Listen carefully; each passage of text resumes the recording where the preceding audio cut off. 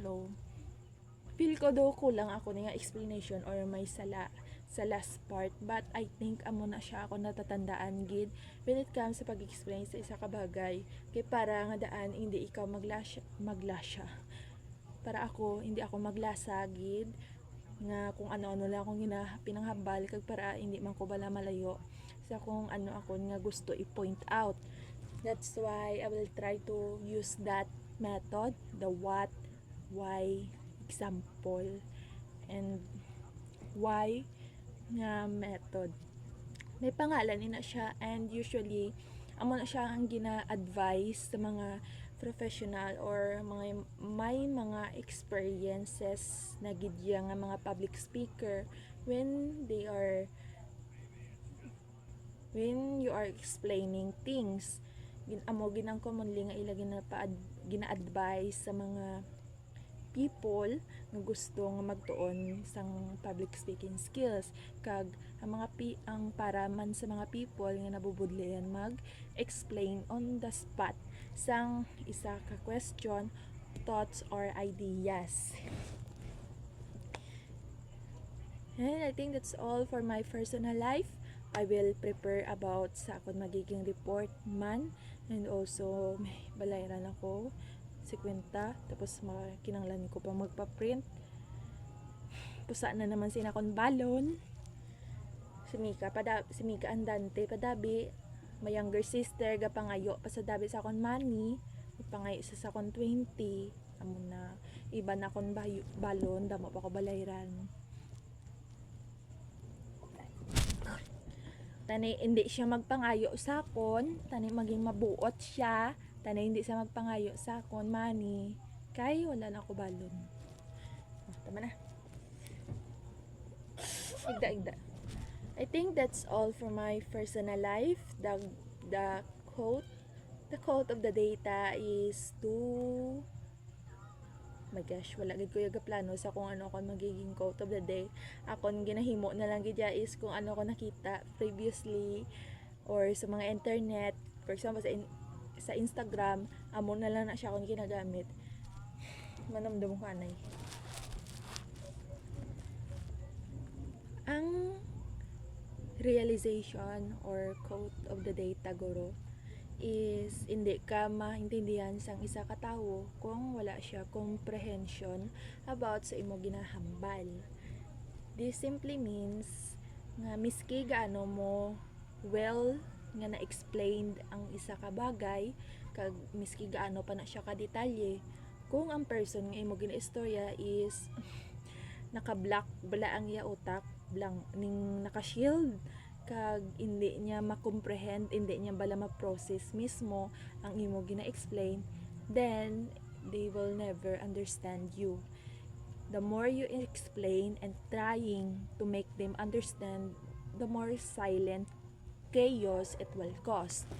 And I think applicable na siya when it comes more specifically sa pamilya, wherein you're trying to express or explain something about sa yourself or sa mga nagakatabo nga abi nila okay but for you it's not.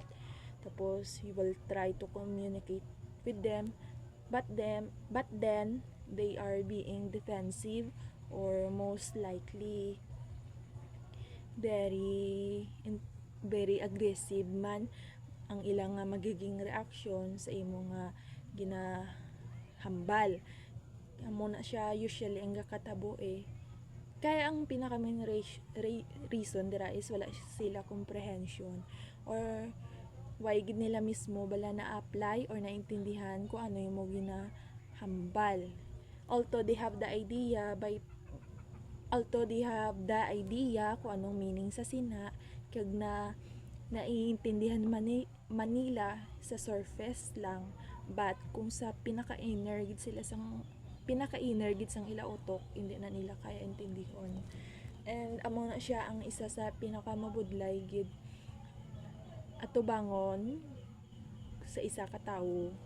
Labi na gid bala kung grabe na gid kabudlay ang isa ka bagay or sitwasyon, tapos gusto mo i-address or miski papano i-explain man lang para maintindihan sa nga specific tawo kung gaano ini siya nakakaapekto both sa imo sa inyong sitwasyon kag sa inyo nga duwagid or sa iya.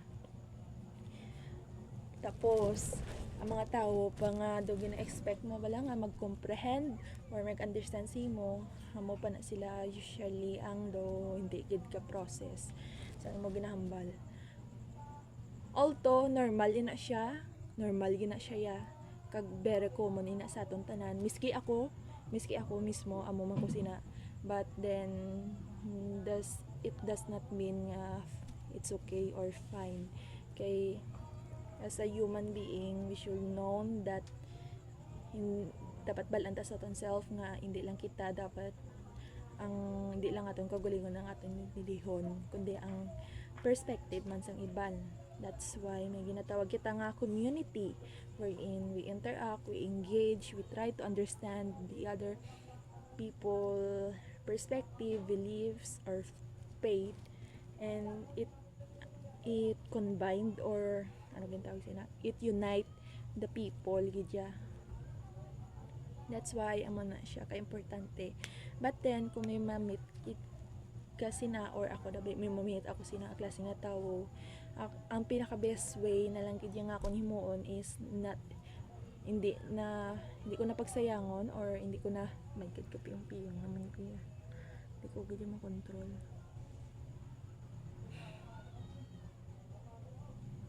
Okay. Is hindi ko na try nga explain pa or i-waste akon nga energy towards sa pag-explain sina sa ila. Kay miski nano pa na iya ang himuon, miski gano pa nakadetalye kung sila mismo hindi na gina nila ya ma-comprehend kag wala kada may mahimo. Hello gani sa akong ginahambal permi sa akong kagalingon. Hindi pagkontrola ang mga bagay nga hindi mo makontrol. Let it be, let it flow, and then focus ka sa mga bagay nga kaya mo ya ma-solusyonan or ma-control. Kag sa muna balang mindset, nakasave na siya sa akong sang energy and also mental health capacity. Kay not only I allow myself to be not perfectionist bala nga dapat kontrolado ko tanan nga bagay para magmuni ang result. I just let life flow as it is. Although mabudlay siya tagis kay syempre nga daan hindi taman mapunggan nga gina-wish ta nga may mga certain things kita or situation nga tani makontrol ta, but then due to many reason or various variables hindi ta na kaya mahimo. Kag miski ano pa nga solusyon or ideas nga aton panumdumon hindi tagid na iya mapunggan. That's why we just let it flow and just focus to the things that we can actually control or provide a solution.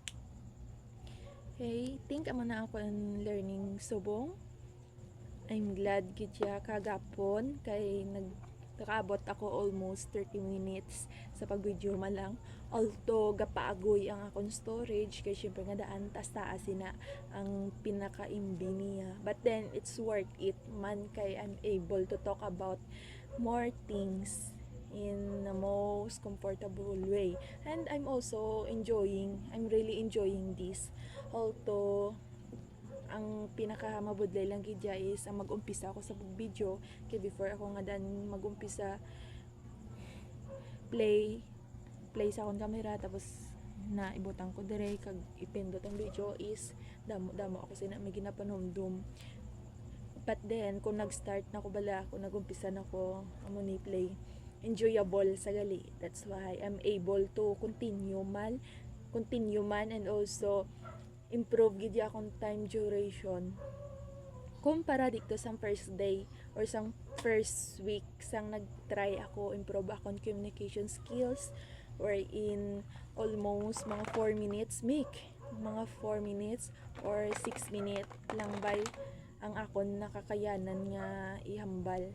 But then subong gaabot nako almost 20 minutes. Do ako na lang ganing gapugong sa kong kagalingon nga hindi pagpalabaon pa kay para mas mapusa kon ang mag-cut sa mga videos and also i-upload ko nisa sa YouTube. And yeah, that's it for today's. Micaela, be more consistent and always start gidya regardless ang mo ginabatsyag, regardless ang mo katamaron, regardless of everything that your feelings currently facing, the struggles or anything, laziness, tiredness, tani hindi mo na pagamiton or dapat hindi mo na pagamiton as an excuse to stop being consistent sa pag-video. You need to prioritize this goal. This is your priority regardless of your feelings. You need to put the time and effort to do this. You know it's gonna be worth it. You see the glimpse of the result sang nagiging goal mo subong. Yeah, it's gonna be worth it. Ning gani, be more consistent, be consistent sa pag-video, and always finish what you start. That's all. Thank you and see you again.